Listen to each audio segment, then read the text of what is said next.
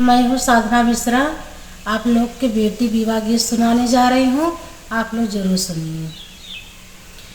दे तू न मोरी माई बाँस कडेलरिया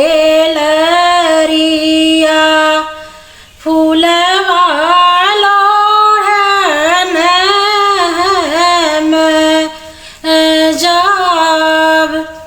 दे तू न मोरी माई बाँस कडेलरिया फूलवा लोढ़न में जाब।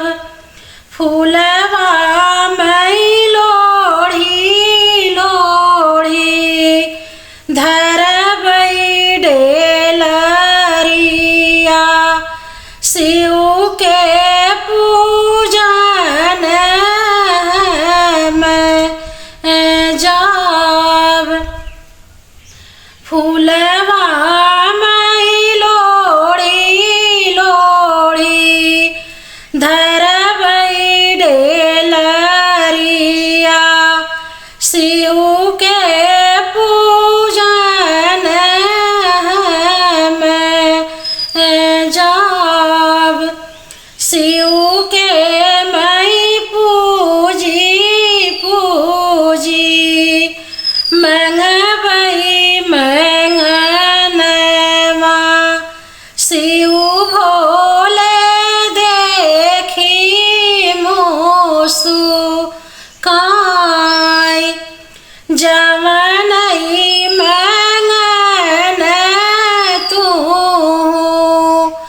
मांगू मोरी सीता वही रे मांगन में देव। जवनई मंगन तू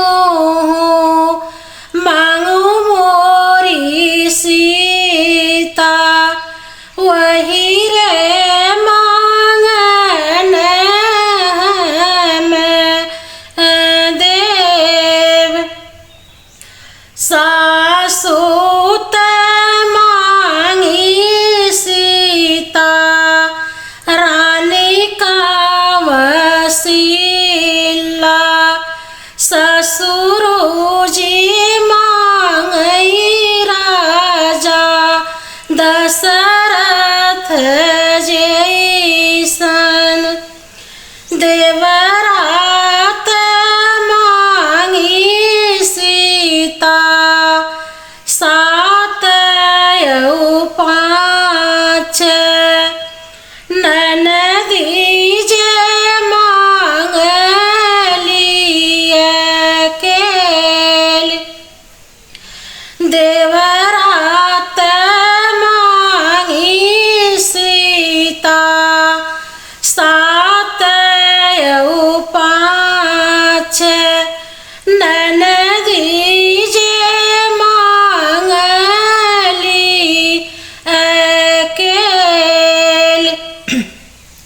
स्वामी ते मांगी सीता रामचंद्र जैसन मांगलिया जोधिया के राज। स्वामी ते मांगी सीता रामचंद्र जैसन मांगलिया जोधिया के राज। भाई बहनों, आप लोग मेरा गाना जरूर सुनें।